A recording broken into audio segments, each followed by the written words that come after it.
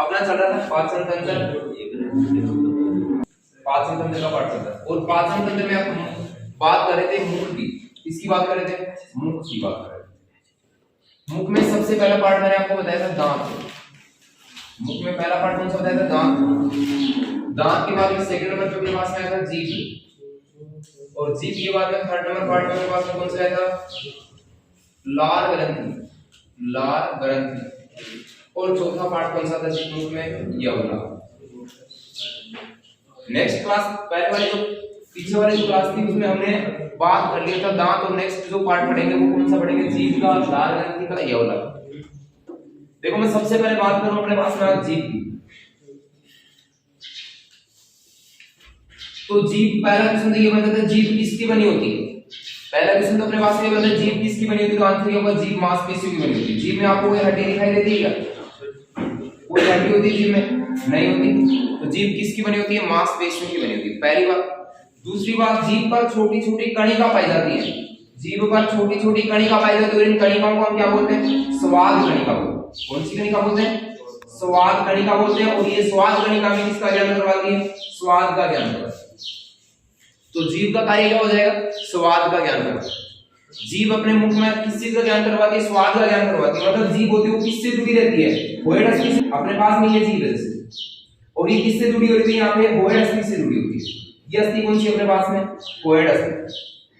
आप पढ़ते हो खोपड़ी के अंदर कुल अस्थियों की संख्या 29 पढ़ते हैं, जिसके अंदर एक भोयड भी आती है जो जीभ को साधे हुए रखती है। अब ये जो आगे का पार्ट हो गया, इसका पीछे का पार्ट है यहाँ पे ये वाला हो जाएगा, और इसके जो साइड के पार्ट हो जाएंगे ये वाले हो जाएंगे। और इन्हीं पार्ट के ऊपर छोटी छोटी छोटी छोटी क्या पाई जाती है? कणिकाएं पाई जाती हैं। छोटी छोटी कणिकाएं पाई जाती है, और ये कणिकाएं हमें स्वाद का ज्ञान करवाती है। ये जीभ का जो आगे का भाग होता है ये हमें किस चीज का ज्ञान करवाता है? ये हमें करवाता है मीठे का ज्ञान। किसका ज्ञान करवाता है? मीठे का। ये जो साइड वाला जो पार्ट होता है ये हमें किसका ज्ञान करवाता है? ये खट्टे का ज्ञान करवाता है। किसका ज्ञान करवाता है? खट्टे का। और ये जो बीच का पार्ट होता है ये किसका ज्ञान करवाएगा आपको? नमकीन का। इससे हमें किसका पता चलता है? नमकीन का पता चलता है। और जो पीछे वाला पार्ट होता है ये हमें किसका ज्ञान करवाएगा? कड़वे का ज्ञान। तो देखो जीभ किसकी बनी होती है? मांसपेशियों की बनी होती है। छोटी कणिका पाई जाती है, और इन कणिकाओं को हम क्या बोलते हैं? स्वाद कणिका बोलते हैं। और ये स्वाद कणिका किसका ज्ञान करवाती है? स्वाद का। जीभ का जो आगे का भाग होता है, अगर भाग होता है वो हमें किसका ज्ञान करवाएगा? मीठे का। साइड वाला होता है वो किसका करवाता है? खट्टे का। बीचों नमकीन का, और जस्ट पीछे वाला पार्ट होता है वो कौन सा ज्ञान करवाएगा आपको? कड़वे का ज्ञान करवाएगा। जीभ के बाद में जो थर्ड पार्ट है इसमें आता है वो आता है लार ग्रंथि। और बात करें तो मनुष्य में कितनी जोड़ी लार ग्रंथि पाई जाती है? तो आंसर क्या होगा? 3 जोड़ी। मनुष्य में कुल कितनी जोड़ी लार ग्रंथि पाई जाती है? आंसर वहां पे क्या होगा? 3 जोड़ी लार ग्रंथि पाई जाती है। 3 जोड़ी की बात करें तो पहली तो कौन सी होती है? Parotid, parotid. दूसरी कौन सी होती है भाई? लिग्वल। और 3 नंबर पे आती है वो कौन सी आती है? सबमेंडिबल, सबमेंडिबल। एक तो आती है पैरोटिड, एक आती है लिग्वल, और एक कौन सी होती है? सबमेंडिबल। लार होती है ना, लार का लगभग 90 से या 98 से 99% मान लो 98 से 99% भाग तो किसका होता है? पानी का होता है। और 20% पार्ट पाया जाता है वो किसका पाया जाता है? एंजाइम का पाया जाता है। लार का लगभग 98 से 99% पार्ट किसका होता है? पानी का होता है। और 1 से 2% पार्ट किसका होता है? तो ये होता है एंजाइम का पार्ट होता है। लगभग 98 से 99% भाग किसका होता है? पानी का, और 1 से 2% पार्ट किसका होता है? एंजाइम का होता है। अब एंजाइम की बात करें तो लार में कौन कौन से एंजाइम पाए जाते हैं? तो लार में एक एंजाइम तो कौन सा होता है? लाइसोजाइम। एक तो कौन सा एंजाइम होता है? लाइसोजाइम। और एक कौन सा एंजाइम होता है? डायरीन। लार में 2 एंजाइम हो गए, एक तो लाइसोजाइम और एक कौन सा होता है? डायरीन एंजाइम। ये लाइसोजाइम जो एंजाइम होता है ये क्या काम करता है? तो भोजन के साथ आए हुए जीवाणुओं को नष्ट करता है। जीवाणु को क्या करेगा? नष्ट करता है। लाइसोजाइम एंजाइम भोजन के साथ आए हुए जीवाणु को नष्ट करता है। गोमूत्र होता है, गोमूत्र। आपसे क्वेश्चन पूछे गोमूत्र में कौन सा एंजाइम पाया जाता है? लाइसोजाइम। और लाइसोजाइम भोजन के साथ आए हुए जीवाणु को नष्ट करता है। इसका मतलब ये क्या हुआ कि ये जीवाणु को नष्ट कर रहा है। तो जीवाणु को नष्ट करेगा तो ये पवित्र होगा ही नहीं होगा? भाई गोमूत्र के अंदर लाइसोजाइम में इसमें कोई जीवाणु मिलेगा क्या? नहीं मिलेगा। हम गोमूत्र को पवित्र मानते नहीं मानते? पवित्र माना जाने का मेन कारण क्या होता है कि इसमें लाइसोजाइम एंजाइम पाया जाता है। आंसू होता है, आंसू। आंसू में कौन सा एंजाइम पाया जाता है? लाइसोजाइम पाया जाता है। बात करें डायरीन की तो टायरिन क्या काम करता है? स्टार्च का आंशिक पाचन करता है, स्टार्च का आंशिक पाचन करता है। स्टार्च एक स्वादहीन शर्करा होती है जो टायरिन से किसमें बदल देता है? माल्टोज में बदल देता है, मीठी शर्करा में बदल देता है। मतलब स्वादहीन शर्करा को किसमें बदलता है? मीठी शर्करा। अब इसके बाद में चौथा पार्ट आता है यवला। यवला क्या काम करता है? भोजन को मुख से कहां पे धकेलता है? ग्रसनी में धकेलता है। यवला क्या काम करता है? भोजन को मुख से किसमें धकेलने का कार्य करता है? ग्रसनी में धकेलना कार्य। अब इतना पूरा मैटर हमने पढ़ लिया, दांत वाला पार्ट भी पढ़ लिया, लेकिन मुख में पाचन किसका होता है? तो केवल किसका होता है? स्टार्च का पाचन होता है। अगर आपके पास में क्वेश्चन आ जाए स्टार्च का पाचन कहां होता है? मुख में होता है। इसके अलावा कहीं पर ये नाम नहीं है ना इसका पाचन इसमें होता है, केवल स्टार्च का पाचन होता है। और स्टार्च का पाचन किसके द्वारा होता है? टायरिन के द्वारा होता है। किसके द्वारा होता है? टायरिन एंजाइम होता है, वो स्टार्च को स्वादहीन शर्करा को मीठी शर्करा में कन्वर्ट करता है। समझ में आई? अब इसके बाद में बात करें ग्रसनी। मुख के बाद में जो सेकंड वाला पार्ट है आपको करवाया वो कौन सा था? ग्रसनी। ग्रसनी के बारे में देखो, क्या करते हैं आप? ग्रसनी।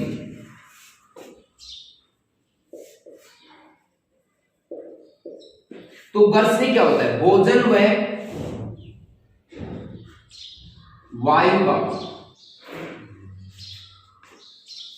वायु का उभयनिष्ठ द्वार। भोजन व वायु का उभयनिष्ठ द्वार होता है, उसमें क्या बोलते हैं? ग्रसनी करते हैं। मतलब जिस साइड से आप आहार नाल के माध्यम से भोजन ले रहे हो और श्वास पद नासा छिद्र द्वारा आप क्या कर रहे हो? वायु ग्रहण कर रहे हो, ऑक्सीजन ग्रहण करते हैं। तो इन दोनों का उभयनिष्ठ द्वार ही क्या होता है? ग्रसनी होता है। और ग्रसनी में एक ढक्कन पाया जाता है, घाटी ढक्कन, जिसे हम बोलते हैं एपिग्लोटिस ढक्कन। एपिग्लोटिस ढक्कन। और ग्रसनी में जो एपिग्लोटिस ढक्कन पाया जाता है ये भोजन को श्वास पथ में जाने से रोकता है। भोजन को श्वास पथ में जाने से रोकने वाला ढक्कन का क्या नाम है? एपिग्लोटिस ढक्कन। कहां पाया जाता है? ग्रसनी में पाया जाता है। कहां पाया जाता है? ग्रसनी में पाया जाता है। तो ये क्या काम करता है? भोजन को वायु का उभयनिष्ठ द्वार होता है। इसके अलावा भोजन को श्वास पथ में जाने से रोकता है। कौन सा? एपिग्लोटिस ढक्कन। ग्रसनी में कोई पाचन क्रिया होती है? ग्रसनी में कोई भी पाचन क्रिया नहीं होती। ग्रसनी से भोजन कहां पे जाता है? गर्सिका में जाता है। कहां पे जाता है? गर्सिका में। और गर्सिका से कहां पे जाता है? अमाशय में जाता है। गर्सिका से कहां पे जाता है? अमाशय में। याद रखना गर्सनी व गर्सिका में कोई पाचन क्रिया नहीं होती, इन दोनों में कोई पाचन क्रिया नहीं होती। सबसे पहले पाचन कहां पे होता है? मुख में, और मुख के बाद में कहां पे होगा? अमाशय में। अब बात करें हम अमाशय की। अमाशय की शेप कैसी होती है? तो अमाशय होता है जे आकार का। अमाशय का आकार कैसा होता है? जे आकार का होता है। इसके अलावा अमाशय में भोजन लगभग कितनी देर तक रुकता है? तो लगभग 3 से 4 घंटे तक रुकता है। अमाशय में भोजन कितनी देर तक रुकता है? लगभग 3 से 4 घंटे तक रुकता है। जे आकार का होता है। अमाशय में किसका पाचन होता है? प्रोटीन का पाचन होता है। अमाशय में किसका पाचन होता है? प्रोटीन का पाचन होता है। इतनी बात ध्यान में रखिए। अमाशय में कौन सी ग्रंथि पाई जाती है? पाइलोरी ग्रंथि पाई जाती है या जठर ग्रंथि आप बोल सकते हो। अमाशय में कौन सी ग्रंथि पाई जाती है? पाइलोरी ग्रंथि पाई जाती है। और पाइलोरी ग्रंथि या जठर ग्रंथि से स्रावित रस कौन सा होता है? तो ये होता है जठर रस। कौन सा रस होता है? जठर रस। अमाशय में उपस्थित पाइलोरी ग्रंथियों से कौन सा रस स्रावित होता है? तो जठर रस स्रावित होता है। अब जठर रस में कौन कौन से रस आते हैं वो देख लो। जठर रस का पहला पार्ट पढ़ते हैं HCl, हाइड्रोक्लोरिक अम्ल। ये भी जठर रस का एक पार्ट होता है। भोजन के साथ आए हुए सूक्ष्म जीवों को नष्ट करता है। सूक्ष्म जीव क्या करता है? नष्ट करता है। इसके अलावा क्या काम करता है? भोजन के माध्यम को अम्लीय माध्यम में कन्वर्ट करता है। भोजन के माध्यम को किस माध्यम में कन्वर्ट करेगा? अम्लीय माध्यम में कन्वर्ट करता है। सेकंड पहला पार्ट ये हो गया। दूसरा पार्ट क्या होता है? एक एंजाइम स्रावित होता है, इससे पेप्सिन। पेप्सिन एंजाइम कौन सा एंजाइम होता है? तो प्रोटीन पाचक एंजाइम होता है। कौन सा एंजाइम होता है? प्रोटीन पाचक एंजाइम होता है। अमाशय में उपस्थित जठर रस से एक तो HCl निकल रहा है, एक पेप्सिन एंजाइम। पेप्सिन एंजाइम क्या होता है? प्रोटीन पाचक एंजाइम होता है। इसके अलावा अगर हम देखें पेप्सिन के बारे में तो पेप्सिन क्या काम करता है? प्रोटीन को खंडित करता है और सरल पदार्थ पेप्टोन्स में चेंज करता है। प्रोटीन को खंडित कर सरल पदार्थ पेप्टोन्स में चेंज करेगा। एक होता है रेनिन। रेनिन की मात्रा सर्वाधिक किसमें पाई जाती है? छोटे बच्चों में पाई जाती है। और ये क्या काम करता है? मां के दूध में उपस्थित केसीन प्रोटीन का पाचन करता है। मां के दूध में उपस्थित केसीन प्रोटीन का पाचन करता है। मतलब दूध में उपस्थित केसिनोजन होता है, उसे ठोस पदार्थ कैल्शियम पैराकेसिनेट में कौन बदलता है? रेनिन बदलता है। तो छोटे बच्चों में पाया जाता है और मां के दूध में उपस्थित कैल्शियम प्रोटीन का पाचन कौन से करता है? Rennin enzyme. क्वेश्चन यहाँ से ये उठ के आता है कि दूध का पाचन किस एंजाइम द्वारा होता है, तो आंसर क्या होगा, रेनिन द्वारा। इसके अलावा इसमें एक श्लेष्मा भी होता है, और ये श्लेष्मा क्या काम करता है, अमाशय की दीवारों की HCl अम्ल से सुरक्षा करने का कार्य करता है। इसके अलावा आपने एक नाम सुना होगा लाइपेज। लाइपेज एंजाइम क्या काम करता है, वसा का पाचन करता है। किसका पाचन करता है भाई, वसा का पाचन करता है। वसा का पाचन किस तरीके से करता है, इमल्सीकृत जो वसा होती है ना, इमल्सीफाइड या इमल्सीकृत वसा को किसमें कन्वर्ट करेगा, तो ये करता है एक तो ग्लिसरीन में और फैटी एसिड में। इमल्सीकृत वसा को किसमें कन्वर्ट करता है, ग्लिसरीन व फैटी एसिड में कन्वर्ट करता है। तो देख लो एक बार अमाशय के बारे में। अमाशय की आकृति कैसी होती है, जी आकार की होती है। अमाशय में लगभग भोजन कितने घंटे, 4 घंटे तक होता है। अमाशय में किसका पाचन होता है, प्रोटीन का पाचन होता है।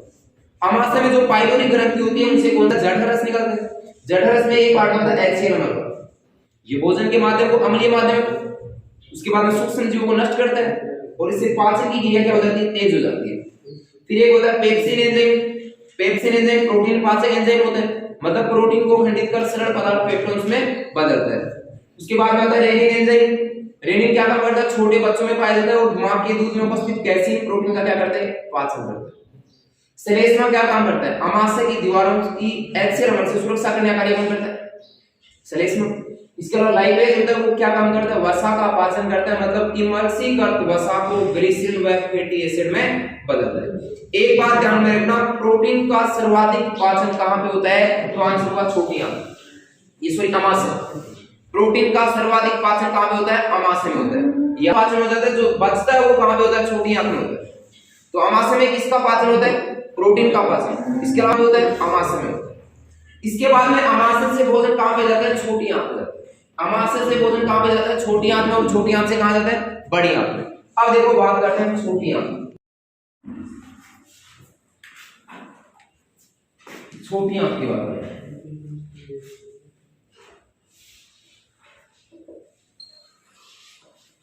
भोजन का सर्वाधिक पाचन और पूर्ण पाचन कहां पे होता है, छोटी आंत में। भोजन का सर्वाधिक पाचन और पूर्ण पाचन, भोजन का सर्वाधिक पाचन और पूर्ण पाचन कहां पे होता है, आंसर क्या होगा, छोटी आंत में होता है। छोटी आंत की लंबाई की अगर हम बात करें तो होती है 6 से 8 मीटर। छोटी आंत की लंबाई कितनी होती है, 6 से 8 मीटर, लेकिन इसकी गुहा क्या होती है, संकरी होती है। इसकी गुहा क्या होती है, संकरी होती है। छोटी आंत कितने प्रकार की होती है, तो ये होती है 3 प्रकार की। एक तो होती है ड्यूडेनम, दूसरी होती है जेजुनम, और तीसरी कौन सी होती है, इलियम। एक तो कौन सी होती है, ड्यूडेनम, एक होती है जेजुनम, एक होती है ileum. Duodenum, D for duodenum, J for jejunum, I for ileum. और इनका वैसे क्रम अगर हम देखें तो I greater than J greater than D, ये इनका क्या होता है, क्रम होता है। छोटी आंत के 3 भाग होते हैं, एक होती है ड्यूडेनम, एक होती है जेजुनम, और एक कौन सी होती है, इलियम। इसमें सबसे बड़ी कौन सी होती है, I, उसके बाद J, और उसके बाद कौन सी होती है, D होती है। छोटी आंत होती है, इसमें 2 प्रकार के रस हैं, वो आकर संयुक्त रूप से मिलते हैं। 2 प्रकार के रस आगे मिलते हैं, संयुक्त रूप से मिलते हैं, उन्हें वो संयुक्त रूप से हम किस नाम का, एटेरिक एसिड नाम से जानते हैं। इसमें 2 प्रकार के रस आकर मिलते हैं, जिन्हें संयुक्त रूप से हम क्या कहते हैं, सक्कस एटेरिक एसिड। एटेरिक एसिड। अब अगर हम बात करें छोटी आंत में जो 2 प्रकार के रस हैं वो कौन कौन से मिलते हैं, इसमें एक तो आता है अपने पास में अग्नासी रस। एक तो रस होता है अग्नासी रस। अग्नासी रस होता है, इसका पीएच मान कितना होता है, तो 7.5 से 8.3 के बीच में होता है। इसके अलावा अगर हम देखें अग्नासी रस की, तो पीएच मान तो 7.5 से 8.3 होता है। सबसे प्रबल रस कौन सा होता है, सबसे के नाम से किसे जाना जाता है, तो आंसर क्या होगा, अग्नासी रस। पूर्ण पाचक रस के नाम से किसे जाना जाता है, अग्नासी रस।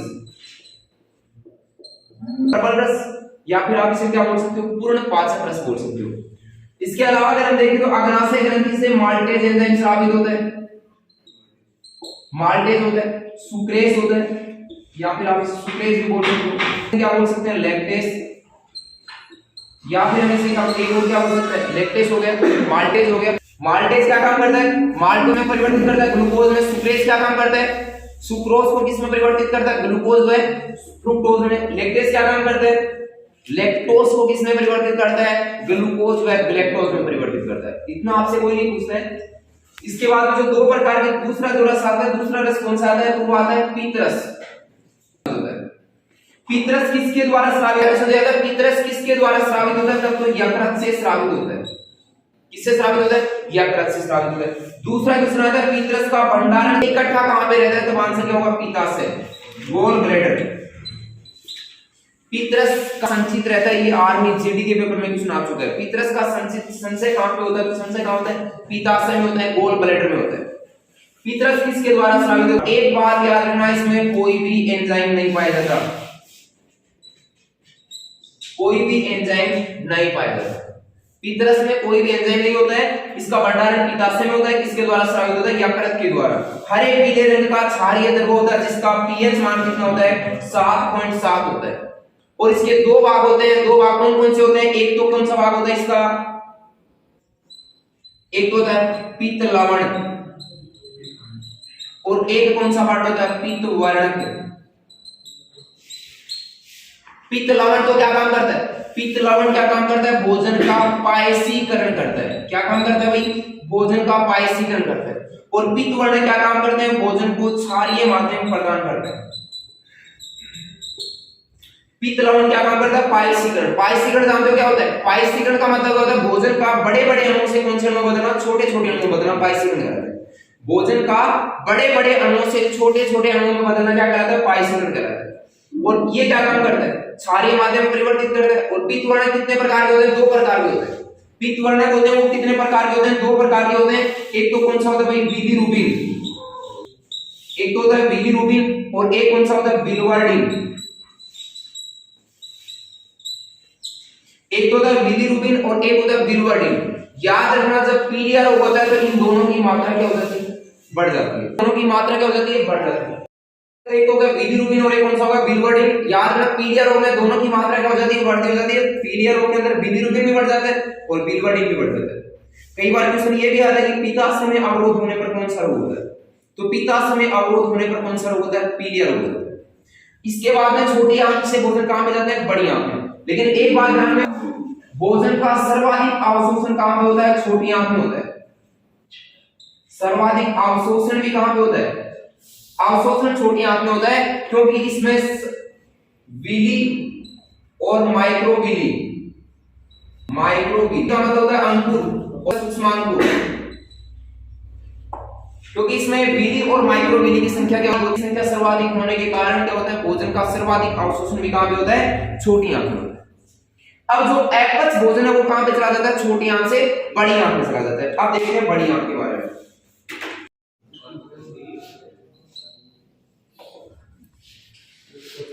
नाम उल्टा है, छोटी आंत और बड़ी आंत। छोटी की लंबाई बड़ी होती है और बड़ी की लंबाई छोटी होती है। इसकी लेंथ कितनी होती है? लगभग 2 से 3 मीटर। इसकी लंबाई कितनी होती है? लगभग 2 से 3 मीटर होती है। बड़ी आंत में कोई भी पाचन क्रिया नहीं होती। बड़ी आंत में कोई भी पाचन क्रिया वो नहीं होती। इसमें केवल और केवल क्या होता है? जल का अवशोषण होता है। बड़ी आंत में क्या होता है? केवल जल का अवशोषण होता है। बड़ी आंत होती है, इसके भी 3 भाग होते हैं। बड़ी आंत के भी कितने भाग होते हैं? 3 भाग। उसके तो कौन से थे? ड्यूडेनम, जेजुनम और इलियम। और इसके भाग होते हैं सिक्किम, कोलम और रेक्टम। बड़ी आंत के कितने भाग होते हैं? 3 भाग, सिक्किम, कोलम और रेक्टम। और छोटी आंत के कितने भाग होते हैं? 3 भाग, ड्यूडेनम, जेजुनम और इलियम। तो बड़ी आंत के कितने भाग? सिक्किम, कोलम, रेक्टम। इसमें कोई पाचन क्रिया नहीं होती। इसमें क्या होते हैं? जीवाणु होते हैं। बड़ी आंत में क्या होते हैं? जीवाणु होते हैं। और जो अपच भोजन होता है ना, अपच भोजन आंत से कहां पे आता है? बड़ी आंत में आता है। और बड़ी आंत में जो जीवाणु होते हैं वो जीवाणु से मल में बदल देते हैं और मल में बदलकर किसके द्वारा बाहर निकाल देते हैं? गुदा द्वारा बाहर निकाल देते हैं। बड़ी आंत में अपच भोजन आता है और बड़ी आंत में जो जीवाणु होते हैं उसे मल में बदलकर किसके द्वारा बाहर निकाल देते हैं? गुदा द्वारा बाहर निकाल देते हैं। क्वेश्चन देखो यहाँ पे ये भी बनता है, मल में दुर्गंध आती है क्या? मल में जो दुर्गंध आती है वो दुर्गंध आने का मुख्य कारण, दुर्गंध किसके कारण आती है? इंडोल के कारण आती है। मल में गंध आने का मुख्य कारण क्या होता है? तो आंसर क्या होगा? इंडोल। मल कारण पीला होता है। मल कारण पीला किस कारण होता है? यूरोबिलिन के कारण। मल कारण पीला किस कारण होता है? यूरोबिलिन के कारण। मल में दुर्गंध किस कारण आती है? इंडोल के कारण। मल एकत्रित कहां पे रहता है? तो कहां पे एकत्रित रहता है? मलाशय में एकत्रित रहता है। कहां पे एकत्रित रहता है? मलाशय में। मल में विशेष प्रकार की गंध किसके कारण आती है? इंडोल के कारण आती है। मल का रंग पीला किस कारण होता है? यूरोबिलिन के कारण होता है। और मल का भंडारण या संचय कहां पे रहता है? मलाशय में रहता है। इसके अलावा क्वेश्चन ये भी आता है कि आपसे बड़ी याद आता है यहाँ पे जीवाणु है, लेकिन अगर याद रखना ये जीवाणु केवल भोजन का ही पाचन नहीं करते। अगर रक्त वाहिनियों का आकार बड़ा हो जाता है तो बड़ा होने के बाद वो कहां पे आती है? बड़ी आंत में आ जाती है। रक्त वाहिनियों का आकार बड़ा होने के बाद वो कहां पे आते हैं? बड़ी आंत में आती है। और बड़ी आंत में जीवाणु होते हैं, उनमें छेद कर देते हैं, होने लगता है। किसके माध्यम से? गुदा द्वारा। और गुदा द्वारा जब ब्लड बाहर आता है तो इस रोग को हम क्या बोलते हैं? बवासीर। क्या बोलते हैं? बवासीर। हाँ मसी वयो बवासीर। और वो क्या संबंधित है? बड़ी आंत से संबंधित हो रहे। रक्त वाहिनियों का आकार बड़ा होकर बड़ी आंत में आ जाता है, जहां पे जीवाणु इसमें छिद्र कर देते हैं और ब्लड बाहर टपकने लगता है। इसमें क्या बोलते हैं? बवासीर बोलते हैं। अब वो बड़ी आंत से संबंधित रोगों की अगर हम बात करें, मतलब पाचन तंत्र से संबंधित रोगों की बात करें, तो एक तो इसका संबंध होता है एसिडिटी होता है। एक आपने नाम सुना होगा अल्सर, अल्सर नाम सुना होगा। एक आता है हर्निया, हर्निया रोग भी आता है। इसके अलावा आपने एक सर्जरी और नाम सुना होगा, मोटापे की सर्जरी होती है, bariatric surgery. Bariatric surgery. Question आता है एसिडिटी। एसिडिटी क्या होती है? एसिडिटी क्या होती है भाई? तो अमाशय में एलसीएल अम्ल की अधिकता से कौन सा रोग होता है? अमाशय में एलसीएल की मात्रा बढ़ने पर कौन सा रोग होता है? एसिडिटी होता है। अनियमित समय पर भोजन करने से, चिंगम के अधिक सेवन से कौन सा रोग होता है भाई? एसिडिटी होता है। बात करें अगर हम अल्सर की, तो छोटी आंत में अगर एलसीएल अम्ल की अधिकता हो जाएगी, छोटी आंत में अगर एलसीएल अम्ल की अधिकता हो जाएगी तो कौन सा रोग हो जाएगा? अल्सर। क्वेश्चन ये भी आता है कि अल्सर की जांच कौन सी होती है? ये आंसर होगा इसका एंडोस्कोपी। अल्सर की जांच कौन सी होती है? एंडोस्कोपी जांच होती है। तो जब आहार नाल होता है, आहार नाल अगर पुरुषों के वर्ण कोष में और महिलाओं के पेट के पास में जम जाए तो उससे कौन सा रोग होता है? हर्निया रोग होता है। कौन सा रोग होता है? हर्निया। आहार नाल पुरुषों के वर्ण कोष में और महिला के पेट के पास एकत्रित हो जाए, जमा हो जाए, तो उस रोग को हम कौन सा बोलते हैं? हर्निया रोग। और बेरियाट्रिक सर्जरी होता है मोटापे को कम करने की सर्जरी। मोटापे को कम करने की आधुनिक तरीका होता है ये, मोटापे को कम करने का आधुनिक तरीका। इसमें क्या किया जाता है? छोटी आंत होती है ना, छोटी आंत को काट कर इसकी लंबाई को कम कर दिया जाता है। छोटी आंत को काट कर इसकी लंबाई को कम कर दिया जाता है, जिसे हम क्या बोलते हैं? Bariatric surgery. इसके बाद में आता है एक लास्ट वाला जो पार्ट आपका बचा था, वो था अपेंडिक्स। कौन सा पार्ट बचा है? अपेंडिक्स। बड़ी आंत का अग्र भाग होता है, इसके पास में क्या होता है? अपेंडिक्स होता है। बड़ी आंत के अग्र भाग में तो ये मनुष्य का अवशेषी अंग रह गया। मनुष्य में कौन सा अंग रह गया? अवशेषी अंग के रूप में रह गया। ये किसमें पाचन करता है? केवल खरगोश में पाचन करता है। खरगोश घास खाता है क्या? और घास में क्या पाया जाता है? सेलुलोज पाया जाता है। क्या पाया जाता है? सेलुलोज। घास में क्या पाया जाता है? सेलुलोज। और सेलुलोज का पाचन किसके द्वारा होता है? अपेंडिक्स द्वारा। खरगोश घास खाता है और खरगोश में घास का पाचन या फिर घास में पाए जाने वाले सेलुलोज का पाचन किसके द्वारा होता है? अपेंडिक्स के द्वारा होता है। मनुष्य में तो ये केवल अवशेषी अंग के रूप में रह गया है। मनुष्य में किसी प्रकार का कोई पाचन नहीं करता, केवल अवशेषी अंग के रूप में रह गए। लेकिन खरगोश में किसका पाचन करता है? घास का पाचन करता है। और घास में क्या पाया जाता है? सेलुलोज। और इस सेलुलोज का पाचन किसके द्वारा होता है? अपेंडिक्स के द्वारा होता है। ये आपके आने लायक पूरा पाचन तंत्र, डाइजेशन सिस्टम कंप्लीट हो गया। इसके बाद क्वेश्चन ये है, अब इसमें आप कितना क्या रीडिंग कर पाते हो? मैन क्वेश्चन ये आता है, जैसे आहार नाल में कोई पाचन क्रिया नहीं होती, लेकिन आपसे पूछे कि कैल्शियम फास्फेट का पाचन कहां पे होता है? आहार नाल में होता है। कैल्शियम फास्फेट का पाचन कहां पे होता है? आहार नाल में। बड़ी आंत में कोई पाचन क्रिया नहीं होती, बड़ी आंत में केवल जल का अवशोषण होता है। और इसके अलावा कैप्सूल जो लेते हो, उसका बाहरी आवरण होता है ना, वो कहां पे जाके फंसता है? बड़ी आंत में होता है। जीवाणु उसे फंसाते हैं, वैसे कोई पाचन क्रिया उसकी नहीं होती है। कैल्शियम फास्फेट का पाचन कहां पे होता है? आहार नाल में होता है। शाकाहारी की आहार नाल मांसाहारी की अपेक्षा क्या होती है? बड़ी होती है। आहार नाल मनुष्य में बात करें तो मुख गुदा तक बाहर निकलती है। ठीक है। और पाचन तंत्र से संबंधित रोग भी हो गए, बड़ी आंत, छोटी आंत, सारा सेशन होगा। भोजन का पूर्ण पाचन कहां पे होता है? छोटी आंत में। सर्वाधिक पाचन कहां पे होता है? छोटी आंत में होता है। स्टार्च का पाचन कहां होता है? छोटी आंत में। प्रोटीन का पाचन कहां होता है? आमाशय में भी होता है और छोटी आंत में भी होता है। प्रोटीन का सर्वाधिक पाचन कहां पे होता है? तो आमाशय में होता है। प्रोटीन का सर्वाधिक पाचन कहां पे होता है? आमाशय में।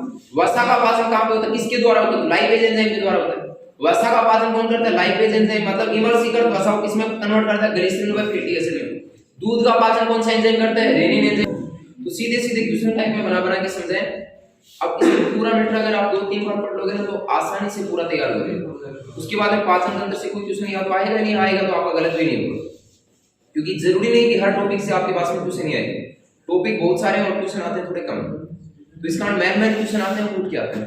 रेगुलर भाई इसको पढ़ना है, बाकी करेंगे हम नेक्स्ट क्लास में।